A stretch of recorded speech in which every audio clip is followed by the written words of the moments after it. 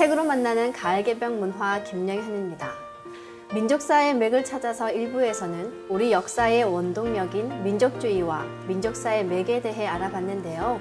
오늘은 지난 시간에 이어 한류 열풍사랑 의장이신 박찬화님을 모시고 우리의 역사와 문화가 일제 식민사관에 의해 어떻게 왜곡되고 조작됐는지 함께 알아보겠습니다.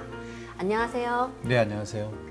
네, 지난 시간 함께 하면서 우리 역사가 단지 과거사가 아닌 지금 우리에게 절대적인 영향을 미치는 현대사이자 미래사라는 생각이 들었거든요. 왜곡된 역사를 바로잡는 것이 얼마나 중요한지 알 수 있었는데요. 이번 시간에는 일제가 우리 민족에게 끼친 영향에 대해 알아봤으면 합니다. 어떤 것들이 있나요? 일제강점기 우리나라의 3대 총독으로 부임한 사이토 마코토는 1922년 교육시책을 설명하는 내용에서 이런 것이 있습니다. 먼저 조선 사람들이 자신의 일, 역사, 전통을 알지 못하게 하라. 그럼으로써 민족혼, 민족 문화를 상실하게 하고 그들 조상의 무의, 무능, 악행을 들추어내 그것을 과장하여 조선인 후손들에게 가르쳐라. 조선인 청소년들이 그들의 선조들을 경시하고 멸시하는 감정을 일으키게 하여 하나의 기풍으로 만들라. 반드시 실망과 허무감에 빠지게 될 것이다. 그때 일본의 사적, 일본의 문화, 일본의 위대한 인물들을 소개하면 동화의 효과가 지대할 것이다. 이것이 제국 일본이 조선인을 반일본인으로 만드는 요결인 것이다. 일제는 조선인을 조선혼이 아닌 일본혼으로 만들고 조선인이 아닌 일본인으로 만들기 위해서 우리 역사를 왜곡하는 작업을 했던 것입니다. 일제가 우리 스스로를 비하하고 부정하도록 만들었다는 말씀이신데요. 일제는 왜 그런 일을 벌인 건가요? 한마디로 영원한 식민지를 만들기 위함인데요. 이 책의 99쪽을 한번 보도록 하겠습니다. 문화식민지에 있어서는 그 나라 역사의 왜곡이 무엇보다도 중요한 정책이 된다. 그러나 한민족이 자신의 역사를 상실한다는 것은 곧 민족의 긍지와 자존심의 상실을 의미하는 것이다. 즉, 역사의 왜곡과 상실로 그들은 자기 멸시와 열등감을 갖게 되며 현재와 미래에 대한 자신감 넘친 판단과 희망을 잃게 되는 것이다. 그래서 식민사학은 동아주의와 직접 통치를 원칙으로 한 그들이 지배체제에 없어서는 안 될 문교 정책이었습니다. 문화식민주의에 있어서는 그 나라 역사의 왜곡이 무엇보다도 중요한 정책이 됩니다. 침략자의 식민 정책으로 야기되는 가장 위험한 결과는 민족 문화와 민족사의 말살 현상이라고 할 수 있는데요. 식민주의자들은 역사를 조작하고 법을 고치며 그리고 역사의 기억을 없애려 하였습니다. 지금까지 우리 역사와 문화를 우리 스스로 소극적으로 해석하고 서술한 것에는 일제 식민사학의 영향이 지대했다고 볼 수 있겠네요. 그렇다면 일제는 우리 역사를 왜곡하기 위해 어떤 일들을 벌였습니까? 식민사관은 일본의 역사보다 한국의 역사를 더 짧게 만들어야 했습니다. 그리고 조선인은 과거로부터 쭉 식민지 지배를 많이 받았으니 식민지는 너희 조선의 운명이니 영원한 식민지를 운명으로 받아들여라 라는 것입니다. 그러기 위해서는 황국 배달 고조선의 7,000년 역사를 단숨에 숨통을 끊어 놓아야 했습니다. 그래서 삼국유사에 보면 석유 황국, 옛적에 황국이 있었다는 구절을 석유 환인, 즉 옛적에 환인이 있었다로 조작을 한 것입니다. 황국 배달 조선의 7,000년사를 환인 환웅 단군의 가족사로 만들어버린 것입니다. 그리고 2000년 단군 조선의 머리를 없애버린 것입니다. 그래서 먼저 단군 신화론을 들고 나왔고요. 고조선이 멸망하면서 400년이 넘는 기간 동안 한반도의 북부는 한사군으로 한나라의 식민지였었고 그리고 곧바로 한반도 남쪽은 4세기에서 6세기 200년 동안 일본의 식민지였다는 임나일본부를 들고 나왔습니다. 한민족은 고대로부터 약 600년이 넘는 시간 동안 식민지였었다는 것이고요. 바로 이것이 식민사관의 핵심이라고 볼 수 있습니다. 단군 조선의 숨통을 끊어놓기 위해 단군을 신화로 만들었다. 일명 단군 신화인데요. 지금도 많은 사람들이 단군 조선을 사실이 아닌 신화적 허구로 알고 있지 않습니까? 단군 신화라는 말은 일본인 학자들이 먼저 지어낸 말입니다. 그전에는 단군 신화라는 말 자체가 없었습니다. 1894년 도쿄 국제대학의 시라토리 구라키치 교수가 단군고에서 삼국유사에 나온 단군 사적은 한국 불교의 설화에 근거하여 가공의 선담이라고 해서 단군 설화를 들고 나왔습니다.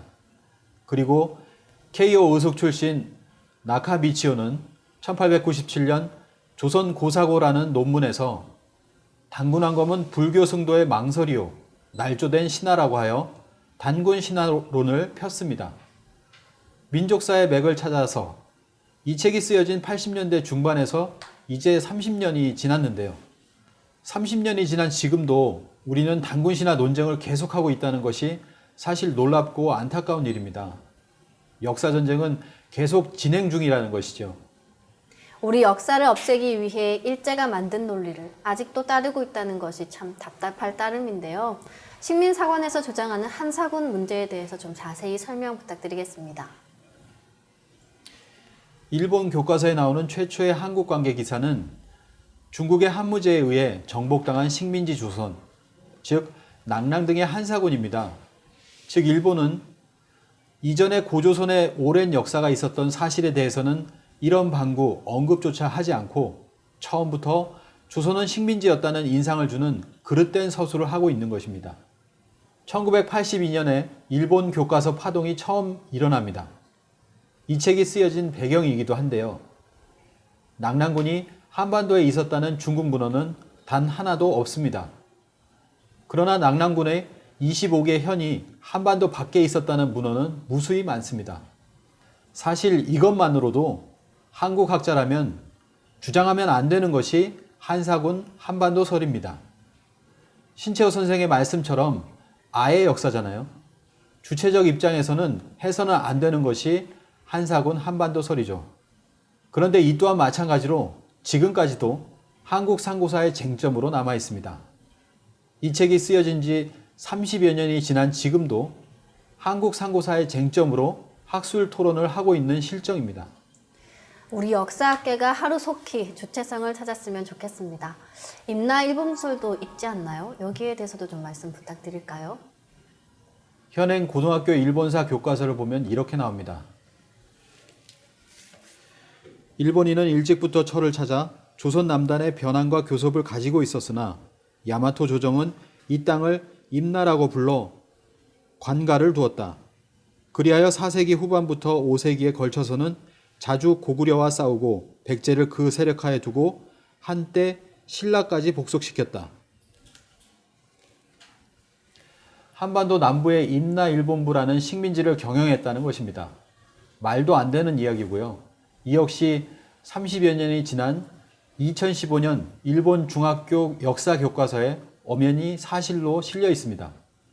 새 일본 중학교 교과서 8종 중에 4종의 임나라는 기술이 등장하고 있는 것입니다. 일제가 왜곡한 한사군설이나 임나 일본부설은 중국이 동북공정의 근거 자료로 이용하고 있는 걸로 알고 있는데 맞나요?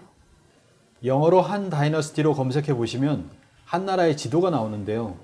한반도 북부를 모두 차지하고 있는 모습으로 나옵니다. 거의 북한 지역 전부를 차지하고 있는데요. 게다가 400년이 넘는 기간 동안 식민지인 것으로 기록되어 있습니다. 400년 동안 한사군의 핵심 치소인 낙랑군이 평양 대동강 유역의 중심에 자리하고 있었다면 어떻게 되겠습니까? 당연히 문자와 문명이 여기서부터 나왔다고 중국은 주장을 하고 있는 것입니다. 게다가 고구려도 이 한사군에서 나왔다고 중국은 거리낌 없이 주장하고 있습니다. 한사군 한반도설을 우리 학계가 주장함으로써 동북공정을 오히려 뒷받침해주고 있는 것이죠. 일제 식민사관과 동북공정은 판박이라고 할 수 있습니다. 일제가 우리 역사에 끼친 해악이 정말 상상 이상이군요. 이건 왜곡을 넘어 우리 역사를 말살하려고 한 것이 아닌가 하는 생각마저 드는데요. 네, 그렇습니다. 과거 일제 식민주의자들은 과학의 이름 아래 식민지 한국의 역사를 자기네 일본 역사와 똑같거나 그보다 짧고 왜소한 역사로 만들어 우리 민족의 강한 자존심을 꺾어버리고 민족 문화의 뿌리를 뽑아 없애려 했기 때문입니다. 현재 일본 교과서가 본질에 있어서 일제시대 군국주의적 환상의 털을 잡고 있는 것은 사실이지만 그 근본 동기는 초라한 저들의 일본사를 미화하고 과장하려 한 데서 비롯된 것을 알아야 합니다. 즉 일본사는 약간 과장한다거나 미화하는 것만으로도 부족하고 날조하여야만 충분히 일본 민족의 자존심을 살릴 수가 있는 것이죠. 바로 이 점에서 한국사 왜곡의 근본 동기가 숨어 있는 것입니다. 이웃민족의 역사를 중상모략함으로써 자기 나라의 역사를 영광되게 하자는 속셈인데요. 일제의 한국사 왜곡은 일제 무력 침략에 이은 문화 침략이었던 것입니다. 이런 역사 왜곡으로 인한 식민지 잔재라고 할까요? 우리가 알게 모르게 물든 외색 문화나 언어 풍습 등이 있지 않습니까? 어떤 것들이 있나요? 네, 우리가 어린 시절 배웠던 동요들이 있는데요. 학교종이 땡땡땡이라든지 퐁당퐁당 돌을 던지자 라고 하는 노래를 아실 겁니다. 근데 이런 노래들이 일본식 음계 또는 일본의 개사곡이라는 것이죠. 그것을 우리가 모르고 지금도 배우고 그리고 흥얼거리고 있었던 것입니다. 고려장이라는 말 들어보셨을 겁니다. 요즘도 언론에는 부모를 버리는 자식 관련한 뉴스가 종종 나오는데요. 현대판 고려장 사건이라고 뉴스에서 전하고 있습니다. 고려장은 우리나라에 없었습니다. 일제 때 만들어진 것입니다. 이런 말들이 아직도 버젓이 쓰여지고 있다는 것입니다. 또한 남대문이 국보 1호이고 동대문이 보물 1호인 이유도 마찬가지입니다. 숭례문을 조선 보물 1호로 지정한 것은 일제강점기였던 1934년 조선총독부였습니다. 임진왜란 당시 가또 기요마사가 숭례문을 통해 한양에 출입했다는 것이 중요한 이유였다고 합니다. 번호는 크게 의미가 없다고 얘기하고 있습니다. 하지만 1호의 상징성은 우리에게 지금까지도 큰 영향을 주고 있습니다. 정말 우리가 모르고 지나갔던 것들이 많이 있네요. 문화를 바르게 하려면 우리 역사를 바로 알고 바로 잡아야겠다는 생각이 듭니다. 맞습니다. 문화를 바로 보려면 역사를 알아야 합니다. 거꾸로 역사를 모르면 문화를 해석하지 못합니다. 예를 몇 가지 들어보면요. 고시래라는 말이 나옵니다. 고시래를 백과사전을 찾아보면요. 물놀이, 산놀이, 뱃놀이를 갔을 때나 들에서 음식을 먹을 때 먹기 전에 자리 밖으로 고시래하고 음식을 던지는 일이라고 나오죠. 그런데 그 유래를 뭐라고 하냐면 옛날 고시성을 가진 지주가 있었는데 마음이 후덕하여 소작인의 가정사정을 참작하여 소작료를 감하여 주거나 면제해 주었으므로 고마운 고시에게 감사의 뜻으로 고시래라고 하고 음식을 조금씩 던졌다고 합니다. 사전에 나오는 설명인데요. 이것은 말도 안 되는 설명이고요. 태백일사 규원사화의 배달국 개천 관련 기록을 보면 환웅천재께서 고시래로 하여금 먹여 살리는 업무를 담당하게 하니 이를 주곡이라고 한다라고 기록하고 있는데요. 배달국 시대부터 이 나라 백성을 먹여 살리는 일은 오늘날의 농림부 장관이라고 할 수 있는 고시래가 담당해 왔기 때문에 고시래에게 감사의 마음을 전하는 의미에서 고사를 지낼 때 고시래 고시래하고 외치는 풍습이 생겨나게 된 것입니다. 어느 해석이 맞겠습니까? 책에는 의상문화에 대해서도 나오는데요. 117쪽을 보시면 생활문화에서 우리 문화의 고유성을 나타내 주는 것은 의상이다. 남자는 상투를 틀고 여자는 댕기를 매는 민족 고유의 머리형은 뒷날 중국 문화의 강력한 영향을 받았는데도 결코 잃어버리지 않는 생활 풍속이었다라고 나오고 있습니다. 댕기머리는요, 지금은 댕기라고 하는데 원래는 단기였습니다. 단군 사당에 가서 빌었다는 표시입니다. 상투는 우리 고유의 헤어스타일인데요. 상투는 다른 말로 상두라고 합니다. 우리 조상님들이 상투를 틀 때는 앞으로 4번, 뒤로 3번을 감아서 상투를 올리곤 했는데 이것은 북두칠성의 기운을 내려받는다는 의미가 담겨 있습니다. 이런 문화와 풍습은 역사를 모르면 전혀 알 수가 없습니다. 지금까지 우리 문화와 역사가 왜곡 날조된 과정을 함께 알아봤는데요. 그 왜곡의 중심에 있는 식민사학이 아직도 우리 역사학교에서 맹위를 떨치고 있다는 사실이 참 참담하지 않습니까? 네, 저자는 책에서 해방 후 40년이 가까운 오늘에 이르기까지 일제 식민사 간의 잔재가 도처에 남아있다고 개탄했는데요. 이 책을 쓰신 후 30년이 지나서 이제 해방 후 70년이 지났습니다. 하지만 아직도 역사는 식민사관을 벗어나지 못했습니다. 그리고 이제는 80대의 나이임에도 불구하고 아직도 저자이신 박성수 교수님은 현장에서 역사 강복을 위해서 매진하고 계십니다. 그때와 다른 점이 있다면 환단고기 책을 통해서 우리 민족의 역사맥, 즉 국통맥이 제대로 세상에 알려지고 있다는 것입니다. 책 69페이지에 보시면 환단고기에 대한 언급이 있습니다. 이 책이 쓰여지던 당시인 80년대 중반에는 이제 환단고기 책이 세상에 드러난 즈음이었습니다. 이제는 환단고기 책을 중심으로 하여 대한사관을 드러내기 위해서 노력하고 계십니다. 박성수 교수님을 비롯한 몇몇 분들의 노력으로 대한사관이 많이 드러나고 있는데요.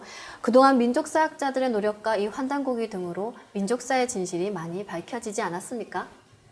네, 발해의 시조 고왕의 동생인 대야발이 719년에 썼다고 전해지는 사서가 있습니다. 단기고사인데요. 이 책에는 신채호 선생의 중간서가 들어가 있는데요. 그 중간서를 한번 읽어보도록 하겠습니다. 단기 2000년사에 대한 실사가 반드시 있을 터인데 지금까지 상고할 자료가 없었던 것은 여러 번 병화를 경험하여 사료를 능히 보존하지 못한 탓이라 하여 어찌 통탄할 일이 아니겠는가 생각하였더니 이 단기고사의 원본이 나왔으니 누가 기뻐하여 읽지 아니하며 누가 후세에 전하지 않을 것인가. 실로 단기 2000년사가 다시 이 세상에 드러나게 되었으니 참으로 천고의 기사라 할 것이다. 이 단기고사에서 고조선 2000년 역사가 드러났다고 신채호 선생은 기뻐하고 있습니다. 그런데 이제 환단고기 책을 통해서 한민족의 9000년 역사와 문화 그리고 정신이 확연히 드러나고 있습니다. 단재 신채호 선생이 살아계셨다면 단기고사 서문에 밝힌 그 내용보다 더 기뻐하실 거라 생각합니다. 네, 단재의 신채호 선생님께서는 역사는 애국심의 원천이다. 고로 사필이 강해야 민족이 강하고 사필이 용감해야 민족이 용감하다고 하셨는데요. 이 참된 역사를 밝히는 용감한 사필로 우리 역사가 하루빨리 바로잡히기를 기대합니다. 지금까지 박찬화 한류열풍사랑 의장님을 모시고 민족사의 맥을 찾아서에 대해 얘기 나눠봤는데요. 마지막으로 정리 말씀 부탁드리겠습니다. 민족사의 맥을 찾아서 이 책의 서문에 담겨있는 몇 구절을 읽어보겠습니다. 역사 속에는 민족혼이 담겨 있어야 한다. 혼이 죽은 역사, 고금이 절단된 역사는 민족사가 아니다.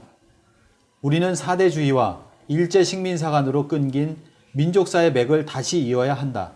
아무리 어려워도 우리의 민족사학을 제야에서 강단으로 끌어올려 우리의 위대한 상고사를 재건하여야 한다. 민족사의 맥을 찾는 길은 바로 상고사의 진실을 회복하는 것밖에 없습니다. 그러므로 이 책이 찾고자 했던 민족사의 맥을 찾는 참된 역사를 밝히는 용감한 행진만이 이 시대가 요구하는 사명이라고 하겠습니다. 네, 무엇보다 나를 되찾는 데는 일대 정신교육 운동이 필요하다고 역설하며 정신교육에는 역사교육이 중심이 되어야 한다고 하신 박은식 선생님의 말씀이 가슴에 절실히 와닿는 시간이었습니다. 소중한 말씀 감사드립니다. 네, 고맙습니다. 나는 우리나라가 세계에서 가장 아름다운 나라가 되기를 바란다. 가장 부강한 나라가 되기를 바라는 것은 아니다. 백범 김구 선생께서 하신 말씀인데요. 겉모습뿐만 아니라 정신적으로도 아름다운 나라. 항일 독립운동가들의 소망이자 민족의 염원이죠. 하지만 우리는 일제 식민사관과 사대주의로 인해 민족사의 맥이 단절됐습니다.